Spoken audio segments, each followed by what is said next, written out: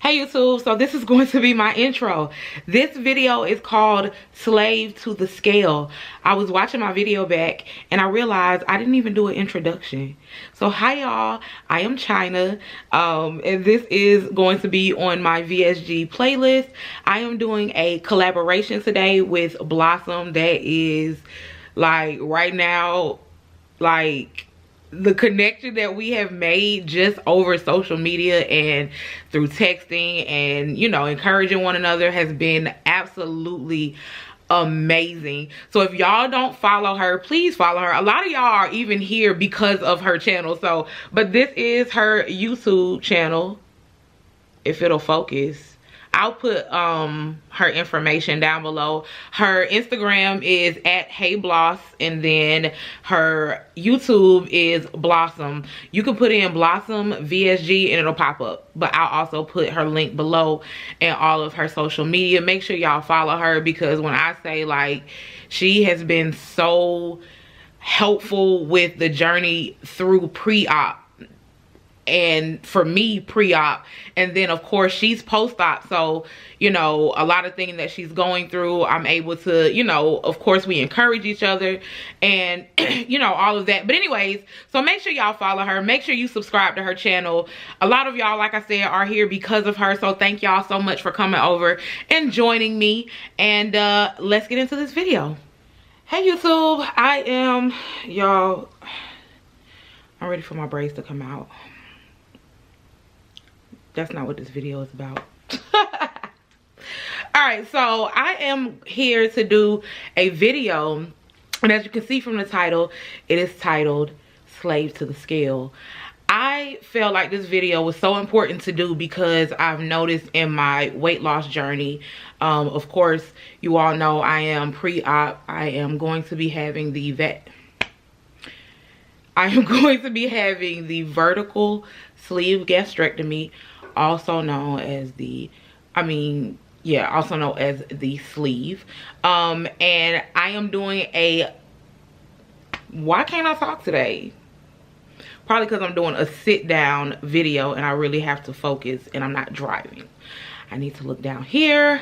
Okay, so anyways, this video is going to be called Slave to the Scale because I have noticed how the scale has affected my weight loss journey. And I have some things in my phone that I kind of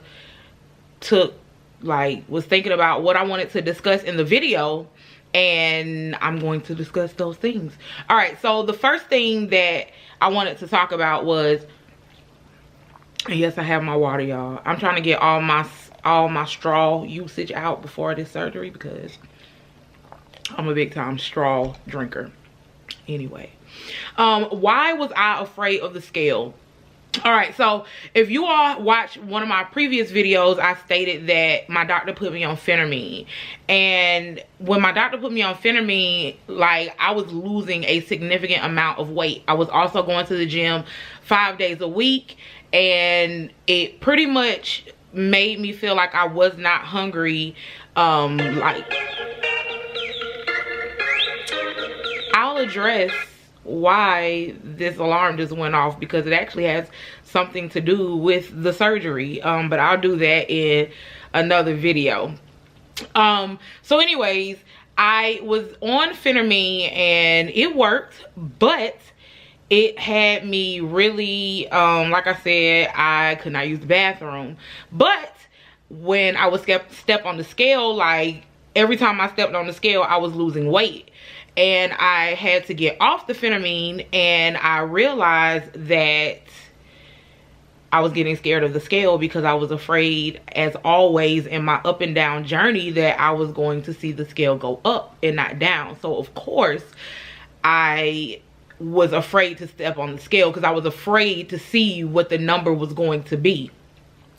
And the next thing that I want to address is how the scale affected my weight loss journey, which, like I said, when I was on the phentermine and it was working and I knew I was going to be dropping weight, I would get on the scale all the time, same time.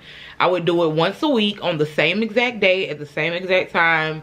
That's just how I weighed myself. I never weighed myself like every single day. I always weighed myself like the same day at the same time of the week. I mean, the same day of the week. The next thing that I wanted to discuss is going to be basically how focusing on the number on the scale discouraged me, but it overshadowed the changes that my body was actually making. And it's so crazy because as I follow more people who have had the surgery, they talk about the stall, and the stall is basically when the number on the scale is not going down, but it's also not necessarily going up, but you're still losing inches. I started feeling like I'm not losing weight, but I would notice, like, I would try something on that I hadn't been able to wear, and then all of a sudden I could wear it again, or I could wear it for the first time. And so I kind of stopped being a slave to the scale, because everything became a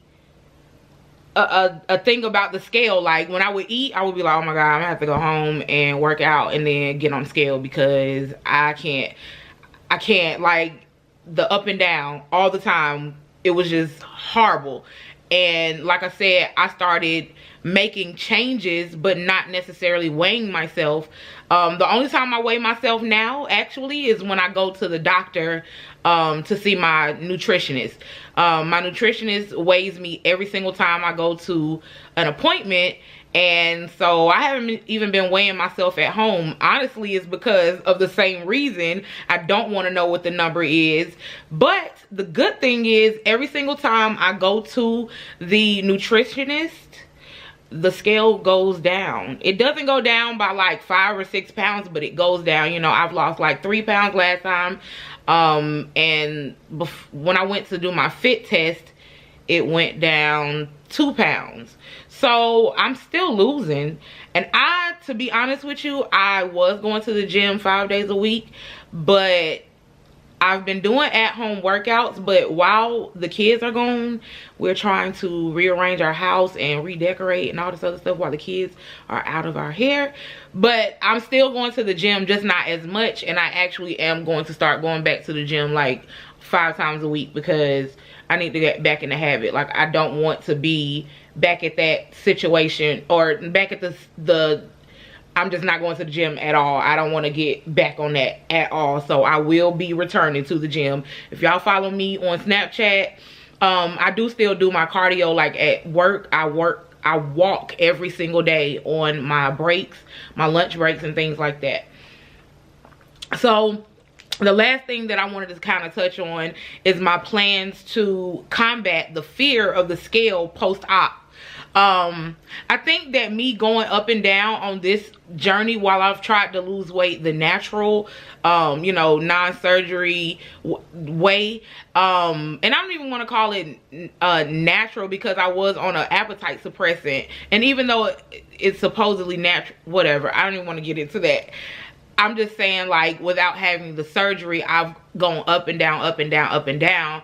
I feel like I'm kind of prepared for, like, if I have a stall, or when I have a stall. I'm not gonna even say if, because it's unreasonable for me to feel like I'll never stall. Like, it happens when you're losing weight, regardless of whether you've had the surgery or whether you just taking your ass to the gym 7 days a week and only eating salads. It's going to happen. Your body changes, especially as a woman. We have our cycles, we have our, you know, it's time to ovulate, we hold on to water. It's so much things that could make you stall, and it has nothing, I don't feel like it's solely the surgery that makes you stall. Like, everyone stalls regardless. I stalled when I was working out, going to the gym 5 days a week, eating, you know, only the best of the best meals. So I understand that. But anyways, I just wanted to do, like I said, that was something that I wanted to touch on, because I've noticed that the scale has really become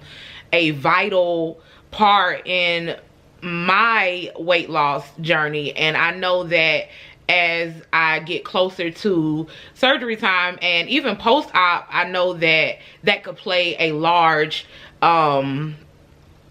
a large part of my journey as far as like depending on the scale or like constantly feeling like I want to get on the scale. But I'm going to try to combat that as much as possible and really go back to weighing myself maybe once a week or once every 2 weeks. I just don't want to become dependent of just looking at the scale, because I already know and see, like from the sleeve sisters that I've been following, like their scale may say the same exact thing, but when I look at pictures like 2 weeks before and 2 weeks after, it's like, damn, like you really, even though the scale not moving, your body getting smaller. So I try to use that as motivation and just to remind myself. But of course, I don't feel like this gonna be no, oh my God, this is the greatest thing in life.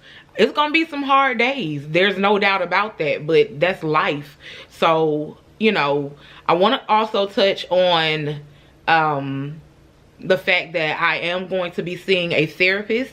Well, I do see a therapist even now, like my first one-on-one with her regarding the weight loss surgery and just some other things that I want to get out and share.